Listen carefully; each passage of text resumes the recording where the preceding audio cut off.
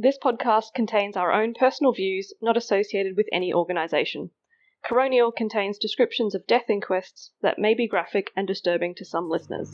Discretion is advised.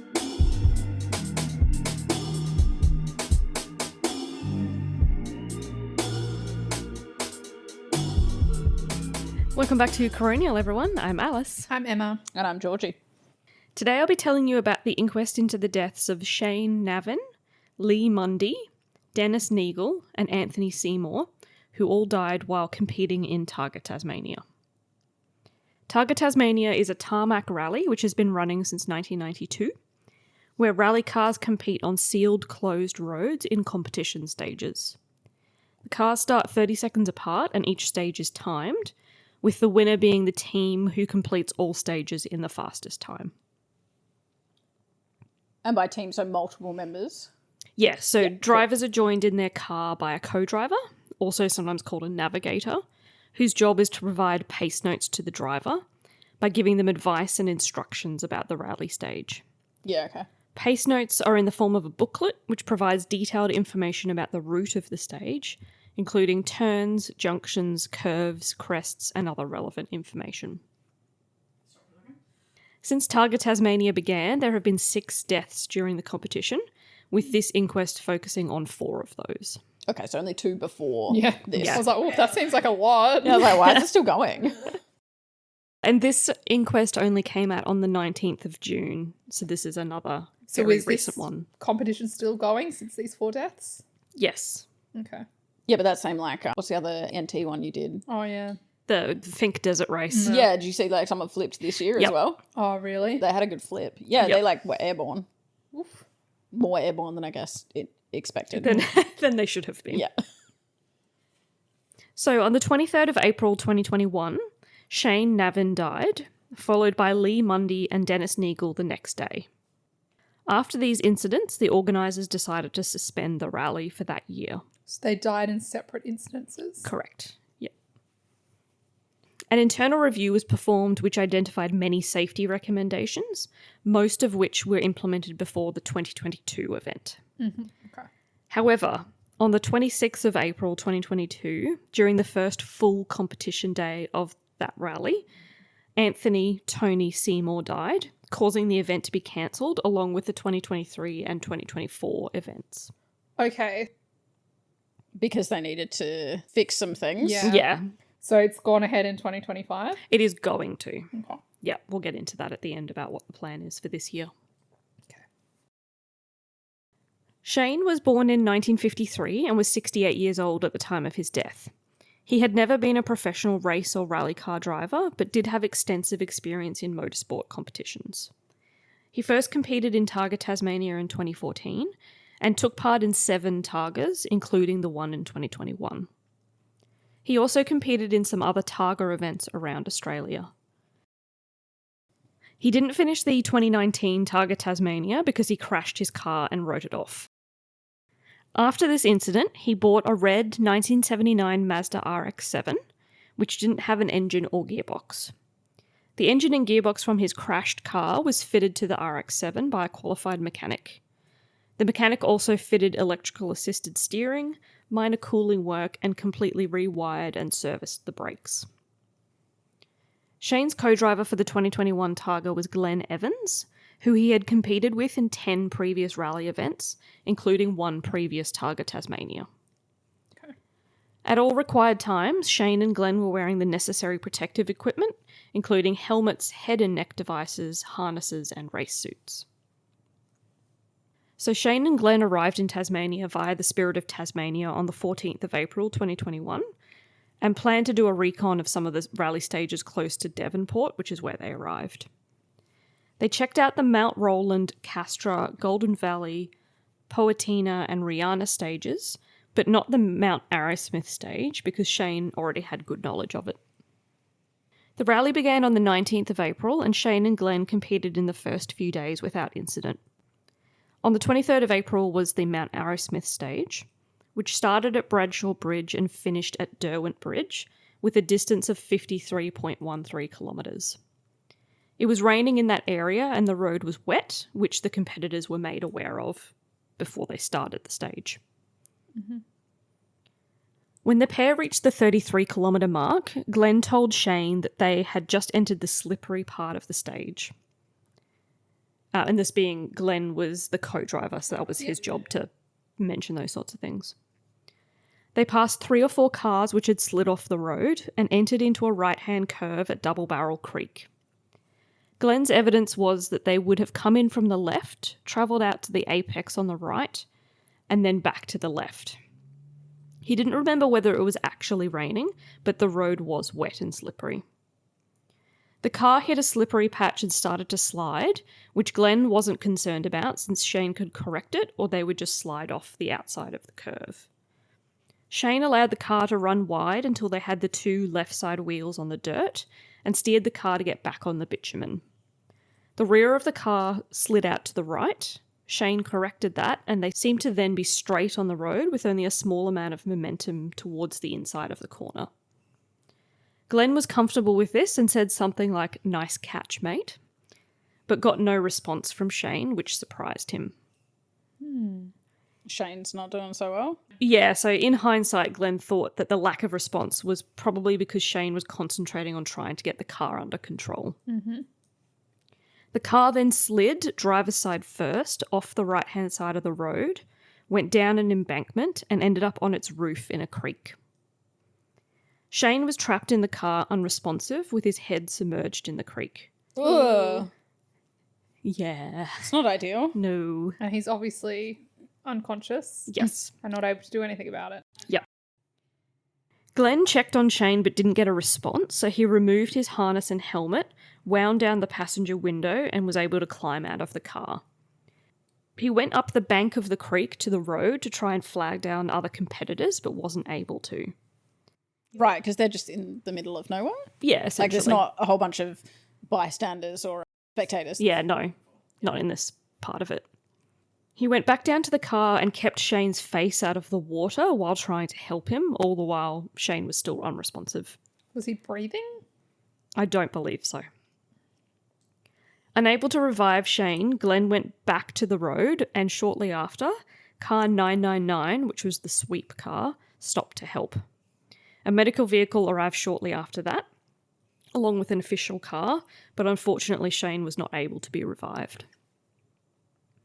Shane's autopsy found that his cause of death was drowning, and there was only paracetamol and ibuprofen at subtherapeutic levels in his blood. So the car had left the road at 10:02 a.m, but it was only 32 minutes after this that the sweep car arrived and was able to help. About 60 other competitors went past the crash without providing any help. But did they see? know that the crash had happened? Yeah, we're going to come to that a little bit later, but essentially, no, But also, they didn't. they're all driving past multiple cars that are Yeah, off the road correct. because you Yeah. said that they'd already passed. Several. Yeah, that had slid off. I Yeah. don't know whether those cars would have then been removed from the road or been able to But drive themselves off, but people Yeah. were coming off in front Yeah. of them and no one was stopping. yeah. Yeah, okay. At least 4 of those cars would have driven past the location within 2 minutes of the crash, at a time where the coroner believed Shane could have been saved. Yeah. Possibly.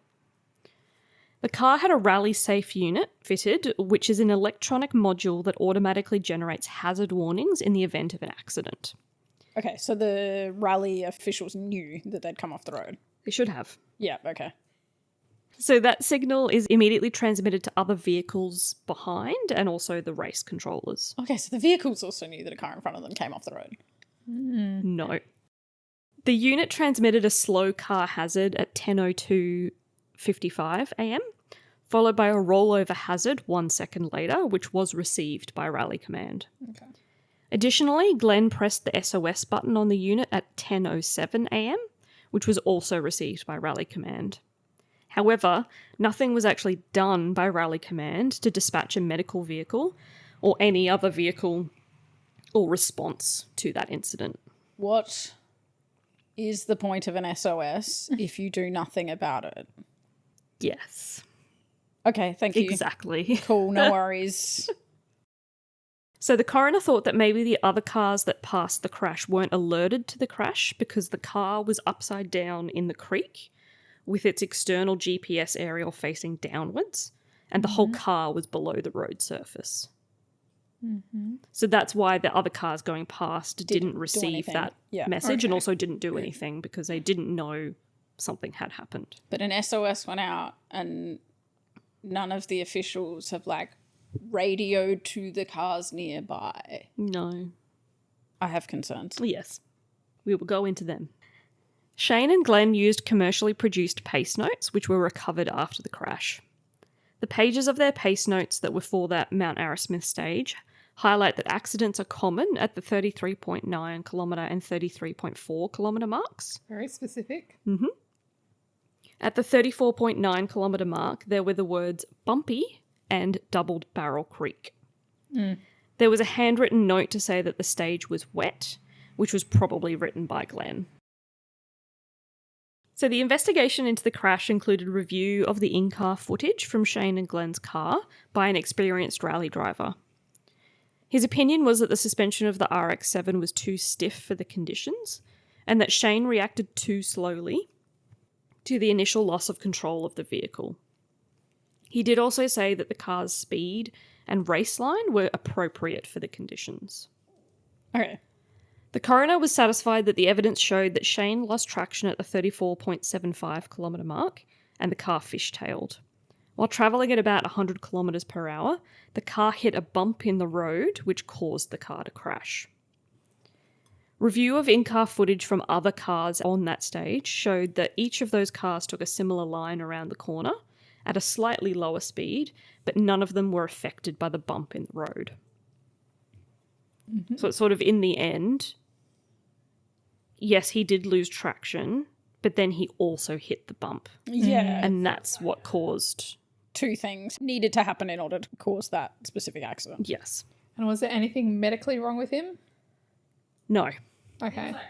It was just more so that the co-drivers mentioned that he didn't respond. Yeah. Because he was fishtailing. Yeah, he was actually focusing, but I was wondering if there was potentially any like medical issue that had caused him to... So now we'll talk about Lee and Dennis.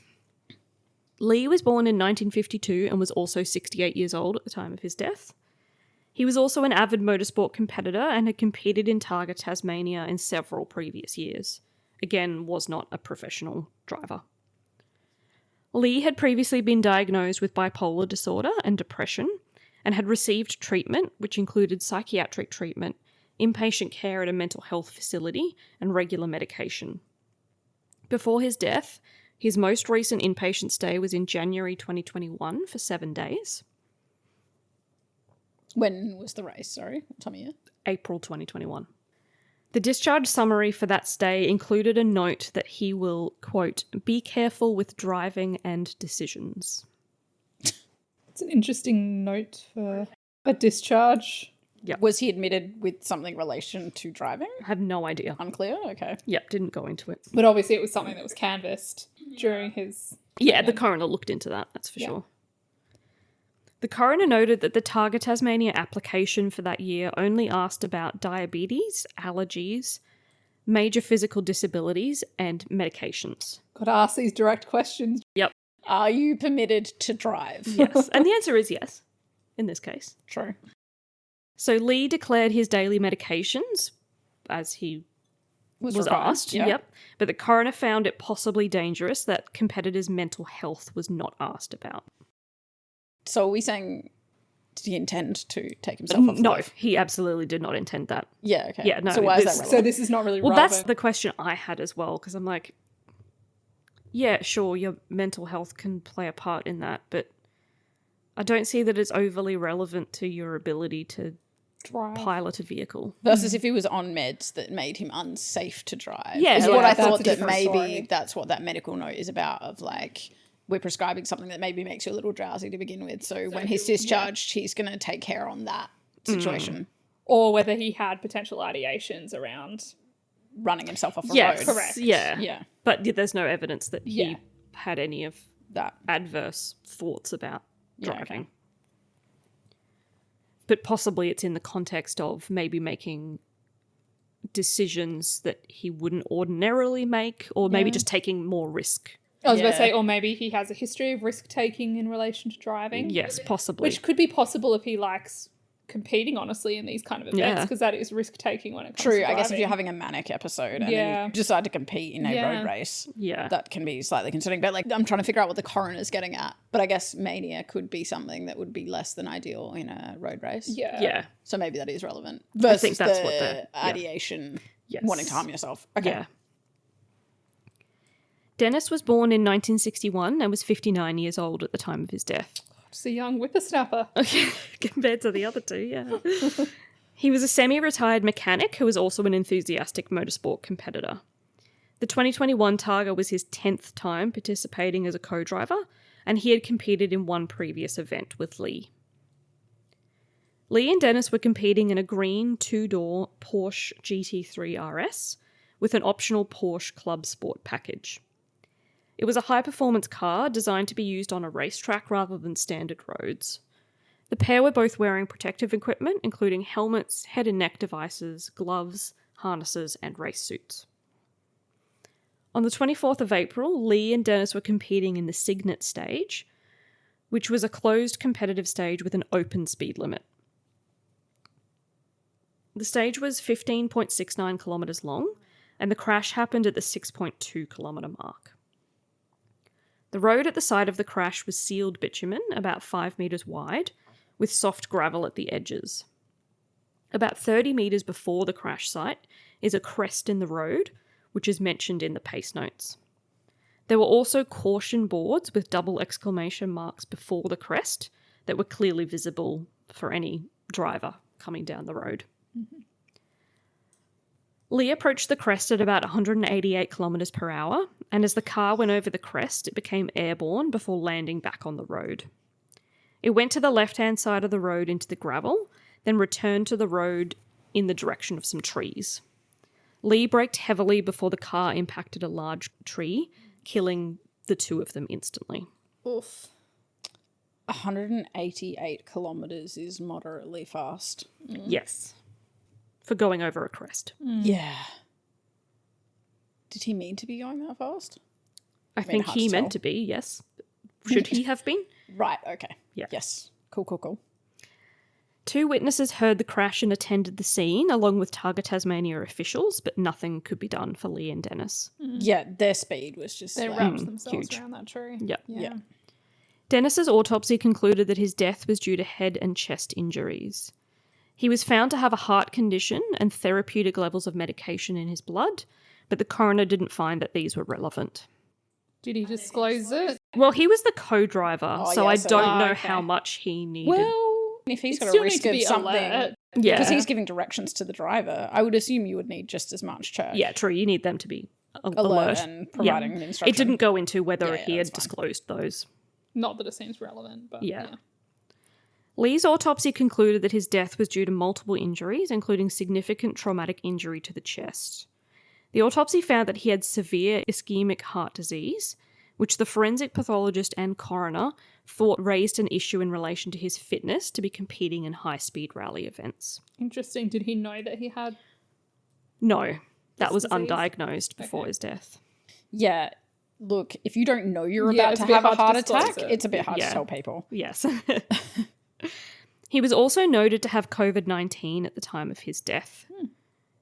Did he know that? Unknown whether he knew he had. I would love COVID. to share a car with someone who's Yeah. got COVID-19. Anyway. Toxicological analysis showed therapeutic levels of mirtazapine, which was one of the medications he had declared. Yeah, which I think does have a sedating effect, Yes. The side effects of that can include drowsiness, dizziness, agitation, and hypertension, and acute use can impair driving. The coroner couldn't conclude whether Lee's heart disease or medication caused impairment to his driving, but also couldn't rule it out. I think if he'd been taking the mirtazapine for like 3 months. And potentially longer than that, because he's had psychiatric care for a Yeah, long that was time. just his most recent admission. It doesn't necessarily Yes. mean that that was new. Correct, yeah. So Yeah, when okay. I saw that the coroner said that, I was like, yes and no, because, yeah, potentially he'd been on it for years and did not have any side Yeah. effects. The crash was captured on film and in photographs by an experienced motorsport photographer. Oh, that'd be a nasty one to get on camera. Yeah, so they were there as an accredited photographer for the event. And so his photos and film were used by the inquest to determine how the crash happened. Because obviously in this case, they didn't have any sort of eyewitnesses from inside the car. Right. The coroner found that the speed of the car was the primary cause of the crash, and it was excessive, dangerous, and unnecessary. So essentially, yes, he was going too fast for that portion of the stage. I feel like Lee's argument would be not unnecessary because they were trying to win, right? Yeah, trying to win, trying to get a good time. Yeah. Yeah. So now we'll talk about Tony. Tony was born in 1963 and was 59 years old at the time of his death on the 27th of April 2022. Sorry, can I ask, do any young people compete in this event? I'm I feel sure like they you need do. a lot of time to be able to compete in these things. Over 50s And a lot of money as well. Yeah. Right, okay. Because those cars that are expensive. I'm sure there are young people who do it. Okay. But in this case, it so happened that everyone who died was over 50. Okay, sorry. I'm just like, I swear rally driving is a young man's sport, but apparently not. It's for all ages as long as you have a license. Okay. Tony had been involved in motorsport for many years, along with his wife, who was his co-driver. Aww. They had competed in 3 previous Targa Tasmanias, as well as other Targa events. Tony had a number of pre-existing medical conditions, including vocal cord paralysis and sarcoidosis. He had been diagnosed with COVID-19 in March 2022, but in the rally entry, he stated that he had not been diagnosed with COVID-19. So he lied on the form. But it was 1 month prior. Unlikely to still be ongoing, right? Possibly. He also answered no to whether he suffered from heart disease, but in January 2022, he was diagnosed with mild coronary artery disease. Oh, yeah, but if someone said to you in a hospital, hey, you've got mild coronary artery disease, how many people correlate that to, like, the question of you have heart disease? Yeah. Like, if someone's used such a specific term. Yeah. And if you're not on any medications for it, you're not doing anything for it. Did he lie or did he not know? Unknown. Essentially, the coroner couldn't figure out why. Yeah, okay. Tony and his wife went to Tasmania in March 2022, and while there, they hired a car and drove all of the Targa stages at least twice, marking up their pace notes. They arrived back in Tasmania a few days before the rally began in April, and again hired a car to do recon of some stages. So they were getting very prepared. Yeah. Tony was driving a Lotus Exige S Coupe, which he had owned since 2016. Some modifications had been made to it, including the installation of an aftermarket bolt-in roll cage. Tony and his wife had raced in this car during several previous Targa events with no problems. They were also wearing the appropriate protective equipment during the rally. They seem very organised. The most organised of the team so far, Yes. at least described in the inquest. It's probably the wife.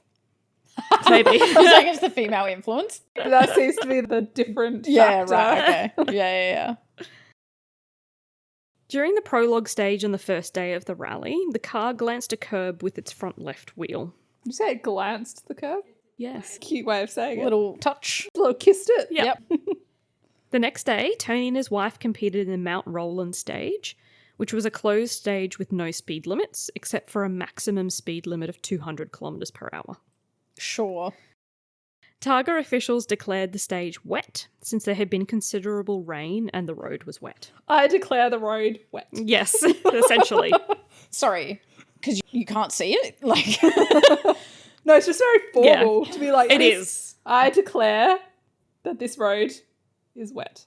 And it's one of those things that, like, that's part of their safety procedures, is if I a stage is get it. wet at any point of it, they tell everyone. that is wet. There's no official term for it apart from wet. Okay. They just say it's a wet stage. Cool. Yeah. About 11 kilometres into the stage was a cattle grid, and then a downhill right-hand bend. The corner. Oh, I see how you got those confused.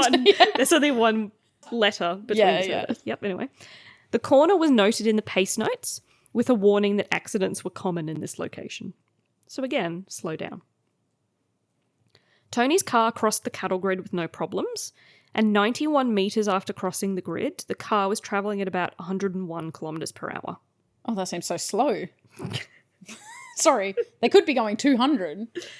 Technically, yes. At this point, Tony turned right to navigate the corner, but the car continued in a straight line, which is known as understeer. Huh. When you're meant to turn a corner and you just don't turn. But, like, you're turning the wheel appropriately and it should make the car turn. But it's not. Right, I missed that part. You're going straight. Okay. Tony braked and turned the steering wheel all the way to the right, but the car left the road and crashed into a wire barrier at about 61 kilometres per hour. The barrier failed, causing the car to slide down a steep embankment, driver's side first, and come to rest with the roof impacting a tree. Oh. Yeah. Tony's wife was able to get out of the car, but Tony was trapped and had died by the time emergency responders arrived. That poor wife. Yeah. At autopsy, Tony wasn't found to have any head, neck, or chest injuries that would have contributed to his death, and his cause of death was noted as positional asphyxia. Oh, that's even worse. Oof, terrible. Ugh. The coroner noted that the wire barrier probably failed due to a combination of age, poor or no maintenance, and the fact that 2 other cars had already hit it in that stage. Oh. Because accidents were common. Yes. Mm-hmm. But in their cases, they hit the barrier and the barrier did what it was supposed to do. And yeah. But Tony and his wife did all the right things, like have a roll cage, so it doesn't sound like their vehicle was as damaged. We'll go into that very shortly. Oh, okay. All right. I regret everything. There were also 2 bumpers from other cars on the road after the cattle grid. The coroner noted that Tony likely saw these and possibly reacted to avoid hitting them, but that couldn't be definitively determined. Okay, so there's debris left on the road? Yeah. Okay. The coroner found that the organisers of the event had no system for dealing with debris on the road. Also, the crews of the cars whose bumpers were left on the road didn't report this to any event officials, which the coroner saw as a lack of common sense. Yeah. I mean, one, you might not have noticed it come off because it's like your bumper and you're driving at 100 and... No, you would notice. You would notice? Yeah, you notice would when bumpers come off? Yes. Okay, cool. Yeah. The Lotus was removed from the scene and examined. There weren't any mechanical defects that would have caused or contributed to the crash. However, it was found that all 3 upper rear connection bolts of the roll cage had sheared, causing the roll cage components to collapse into the cabin of the car, trapping Tony in his seat. I hate everything about this. So yes, it was the roll cage which was there for his safety that ended up killing him. Malfunctioned. Yep. And was it because of poor installation or it just failed because it had been used too many times? Honestly, or... it didn't even go into that. I don't know that they could determine that. Yeah. They'd been using this car for a while, so it's not like it was recently installed. We don't know the history of how it was installed or whatever, right? No, it was installed by a professional. Okay. Yeah. All right. Tony's wife only survived because she was smaller than her husband, and the roll cage had collapsed less onto her side of the car. Yeah, because it impacted on his side, right? Yeah, it sort of collapsed mostly on his side. Mm. So now we'll go through the questions the coroner answered as part of this inquest. Firstly, they looked into what rules and regulations were in place for the 2021 and 2022 events. There were a number of standard regulations. I won't go into all of them, but they included those from the FIA, Motorsport Australia, and national competition rules. Targa Tasmania developed its own event-specific rules and regulations in compliance with all of those standard rules. The coroner did not find that any rules or regulations of the events contributed to the deaths. Okay. After the deaths in the 2021 event, there was an investigatory tribunal set up.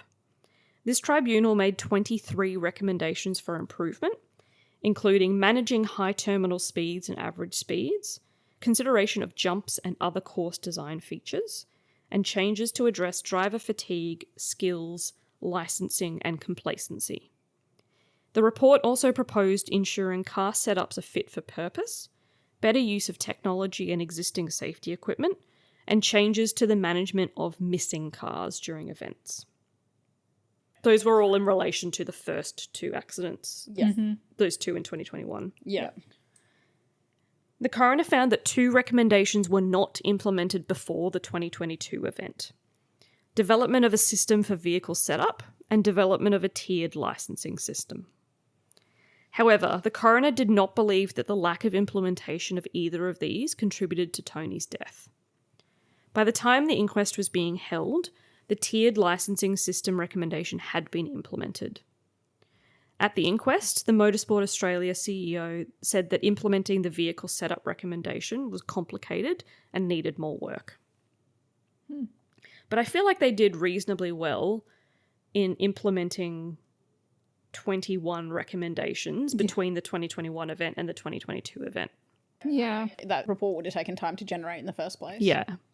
But then was that as simple as they were really simple things like put up a barrier that's not going to like crumble, which I know was not the right year. Yeah. But could they have been as simple, like with 18 of the 21 simple things that you would have thought should have been in place in the first place? Quite possibly, yeah. So like it's hard to know, but I agree, like still implementing as many as you could and being proactive about things is reasonable. Is good, yeah. One of the recommendations from the report was to do with the communications on the course, and for the communications network to include radio communications between rally command and the start and finish of each stage, plus each medical intervention vehicle and course car, internal stage communication to ensure that every start, finish, and SOS radio point can communicate with each other, and a system that enables the manual positive tracking of cars within each stage to be replicated at rally command. But the coroner found that the communication issue continued to be a problem. In the 2022 event, communication between rally command and the stages, including with the medical vehicles or SOS points, were done using a mobile phone from the start line because the distances meant that a radio couldn't be used. There were areas of the stage where the mobile phone coverage was inadequate, so satellite phones were used, but they weren't as reliable because of poor reception. So essentially, communication was still a problem. Yeah, it's like, okay, we've tried to use something that covers the poor reception without actually covering the poor reception. Yeah. We've tried to do the best we can, but the best we can is not actually 100%. Yeah. Next, the coroner looked into what role Motorsport Australia as the sanctioning body and Targa Australia as the organiser play in terms of enforcing compliance with the relevant rules and regulations and ensuring the overall safety of the event. Motorsport Australia had the power to enforce Targa Australia's compliance by requiring Motorsport Australia licensed officials to carry out specific functions and checks before, during and after the event. These officials included the course checker, also known as the event checker, tarmac rally safety assessor, stewards, the chief scrutineer, and the chief medical officer. Chief scrutineer. Yep. Don't you love job titles sometimes? I do.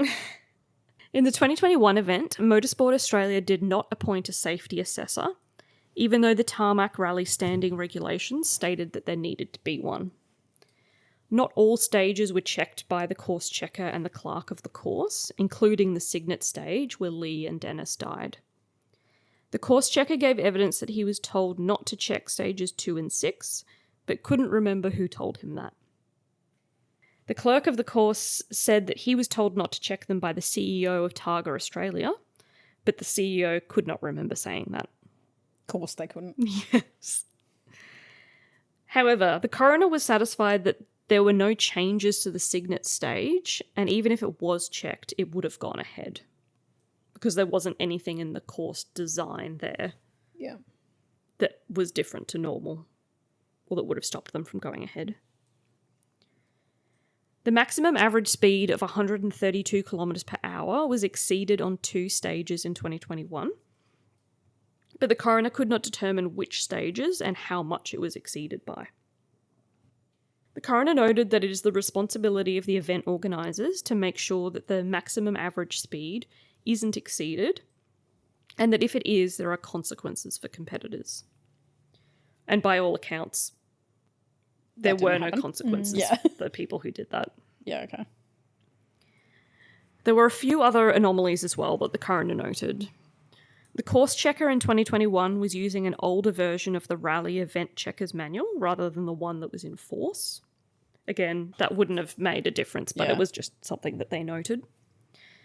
The competition checker and zero car safety checker in 2022 didn't liaise with or assist the event checker or complete a check of the course with the event checker present. Again, not following the rules, but didn't contribute to the death. Yeah. There was no document or guide for the role of the competition checker. And there were no notes available from the Targa Tasmania 2022 pre-event planning meetings.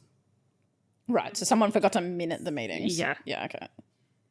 So although the coroner found that non-compliance with rules and regulations did not contribute to the deaths, they were still critical of the fact that the non-compliance happened. That's fair. Yeah. But if anyone audits any workplace, I feel like there'll be some non-compliance somewhere. Yeah, even if as simple as the meeting minutes weren't Filed appropriately and so we can't saved find somewhere. them. Yeah. The coroner next looked into what system was in place for determining whether vehicles were compliant with technical regulations, which was relevant to Tony's death being partly caused by the defective roll cage. Each car entered into the rally is presented for scrutineering before the event. During scrutineering, a range of items are checked, with a main focus on the retention of occupants in the car, so that would be things like harnesses, and things that protect the occupants, including the seat, safety helmet, and restraint. There were then spot checks of the cars throughout the event, so it wasn't just at the start and then they never looked at them again. Yeah, because you want to make sure it's still roadworthy, right? Yeah, yep. Essentially. It was noted that scrutineering was only designed to check compliance with the technical regulations. The coroner accepted that the responsibility for technical compliance, vehicle safety, mechanical worthiness, and fitness for purpose was with the competitors. So it's up to you as the competitor to make sure that your car is appropriate for what you're about to do. Yeah, okay, that's fair, but like Targa shouldn't let people with horrendous vehicles race either. But see, they wouldn't, because the scrutineering would cover that based on Yeah. the technical regulations, but they can't go into like the really fine detail of things. Yeah, fair. The coroner noted that the cars driven by Lee and Tony were essentially circuit racing cars. Evidence from Motorsport Australia was that it would be a relief if high-performance cars were not allowed in Targa Tasmania. But the CEO of Targa Australia said that those kinds of cars are an important part of the event and make up a significant number of entries. The coroner said that serious consideration needs to be given to whether racing cars should be driven at high speeds on normal roads, rather than a racetrack with the safety systems in place to cater for them. And so that's things like you've got a wide area around the track, so if you run off the track, you're not hitting anything. Yeah, so You've got those like what are gravel the other traps vehicles? to slow you down. Well, you can drive an entirely normal car in Targa. So like the first car, the Mazda RX-7, it's an older car, so it's not that like top tier high performance car. Because I just assumed every car is fitted out. But yeah, okay. It's not a brand new, I don't know, insert fast car name here. Yes. But presumably they have to let those entrants in because people are going to be interested in it if there's fast cars, right? Well, I don't know that it's necessarily the spectators, it's the drivers. True. They're the ones who want to take the fast car, so that's how you get the fast time. Yeah. And also they're set up to be race cars. Like they would have all of the bells and whistles that you would want to go fast. Your Toyota Camry on this rally. No, absolutely. Yeah. Well, I mean, you probably could, but It's not going to be nearly as fun. no, you're not going to be very okay. competitive. So it's a real balancing act there, I think, of the cars being fit for purpose, but But not being overdone so that they're going too fast on like a standard road. yes, but the thing is that like you can drive those cars on a standard road. Yeah, not at 200 kilometers an hour. No. But they are still designed to They're be driven on the roadworthy, road, yeah. but they're not necessarily designed to be driven on a normal road at that speed. Yeah. The coroner looked into the system for determining competitors' eligibility to compete in terms of their medical fitness to drive. Essentially, there was no system. They had to fill out a form. Yes. That was a so system. they had to rely on self-assessment and declaration, and a Motorsport Australia medical done by the GP of the individual competitor. Okay, so there was something. Yes, but it is your own GP. But they're meant to be impartial either way. So Lee's regular GP deemed him fit to compete 18 months before Targa Tasmania. Oh, well, that's so not was there any helpful. time frame? Seemingly no. So Yeah. the coroner had an issue with the fact that the assessment was done so long before Yeah. the that event makes it actually just happened. So pointless. Yeah. You think it'd have to be at least before every race, so like they're happening annually. Yeah, apparently not. The coroner also had problems with the fact that Lee had recently been discharged from a mental health facility with the note to be careful with driving. His heart disease was undiagnosed until autopsy, but it's interesting, the coroner did not find it unreasonable to expect older competitors to undergo heart stress testing to look for these sorts of diagnoses. Which I think is a bit of a stretch. That's a lot. It depends on how professional this is. It's not. Yeah, and so that's the problem. Like, none Yeah, of it's them an are professional amateur. drivers. I do think it's unreasonable to expect all of your older competitors to undergo this specific test. So it's like he shouldn't have been competing with heart disease, but also he didn't know that he had heart Yeah. disease. So he should have found out that he had heart disease. But he may have had no symptoms of it. Yeah. The coroner said that consideration should be given to getting external doctors to carry out the medical exam for fitness to compete, Ugh. which Motorsport Australia is investigating. Oh. Okay, sure. In terms of the practicality, ongoing maintenance, and cost of implementing such a regulatory system, the coroner suggested that guidance could come from the regulation for non-professional pilots in Australia. Sure. So they're basically saying the pilot licensing regulation should occur for people racing cars. Yes. Yeah. Or that they could at least draw on that. Yeah, okay. Yeah, I'm not sure how I feel about that one. Yeah. Seems a little excessive. Yeah. Yeah. And are you saying that for all motorsports that are regulated under Motorsport Australia? Possibly. Yeah, I think so. That would be Yeah. the only way you could actually suggest that. Yes. Yeah. The coroner then looked into the safety of the design of the rally stages in 2021 and 2022, the use of speed limiting methods, and the system of declaring a stage as wet, and found that there were no deficiencies in these areas that would have contributed to the deaths. In terms of the rally safe system that was fitted to all cars, the coroner found that the competitors were appropriately briefed on how the system worked. And so an example of that is the fact that both Shane's co-driver and Tony's wife pressed that SOS button on the unit after their crashes. But did anyone help them? In the Tony's second case, case, yes. yes, they did get there quickly.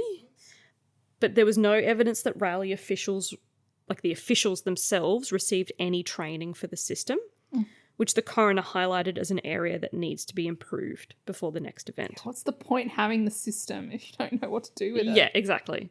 So the competitors know how to use it to ask for assistance, but the officials don't necessarily know how to respond Yeah, the to other that. part of the equation's missing. Yeah. In Shane's case, the coroner found that it was not unreasonable that no other competitors stopped to provide assistance, since even though, as we talked about, he pressed the SOS button, it was not initially transmitted to any other vehicles on the course, possibly because the car was upside down in a creek below the road. At least one car passed by the crash site while Shane's co-driver was trying to flag someone down, but they couldn't see a car that was in trouble, and they hadn't received any hazard warning from the system, so they didn't stop. Yeah, like for all they understood, it could have just been a spectator waving at them. Yeah, that's right. And they're obviously going at a Whatever reasonable speed. Yeah. The coroner also looked into the pre-event briefing given for the event each year. In 2021, it was a virtual briefing, which was a PowerPoint presentation. It included accident procedures, information about warning boards, speeding and restricted time zones, and competitors had to virtually sign that they had viewed and understood the material. There was no way to tell whether the competitors had actually viewed the material. The coroner essentially put it all down to driver error, and I can see why they did, because speed was a factor in all of them. But then I'm surprised that there's not then lower speed limits being recommended for certain areas, or some sort of restriction on those high performing vehicles that shouldn't be driven on those main roads and stuff like that, which is interesting. So now that the inquest has concluded, planning is underway for the 2025 Targa Tasmania. The organisers have moved the event to be run in November so that it is held in better weather. Less wet roads. Yeah, essentially. In 2 of those accidents, the stages were wet. So at least doing it in November, it's going to be drier and hopefully. You say that, it's Tasmania, the weather could be whatever. And it's also so that they can implement the outstanding safety changes. Okay. So it's to give them a bit more time as well. I mean, the coroner's inquest wasn't released before it was due to be held either. So that probably also had an impact where they went, we got to wait for this to come out. Yeah. The route is also being changed in an effort to make it safer. So I think there would have been a lot of planning that went into changing the route. Yeah. That's probably another reason why they because they're all didn't public do roads, it in. right? Yeah, that's right. Essentially, they just need to make sure that they're good roads to Use. race on. Like And you don't want to in go good down a condition. highway that's straight and 5-lane flat. highway. that's or like boring. a road with lots of potholes or whatever. True. Yeah. So yes, I thought that one was interesting in that there weren't no recommendations made by the coroner. I was sure that there would be some relating to event safety or things like that, but it does sort of just seem that they were bad accidents. And all of the people who were entering into this competition do it with the knowledge that what they're doing is inherently risky. Yes, I suppose that is part of racing, right? Yeah. Yeah, honestly surprised that there weren't any recommendations either. I feel like with these big events, my expectation is there's going to be. Yeah. Yeah. Especially with the event then being postponed. Yeah. Yeah. Interesting. I'll be interested to see how this year's goes then. Yes, I think everyone will be. I'm sure the organisers are really hoping that nothing Too bad serious happens. Yeah. Thanks for Love your listening, everyone. We will catch you again next time. Thanks, everyone. Bye. Bye.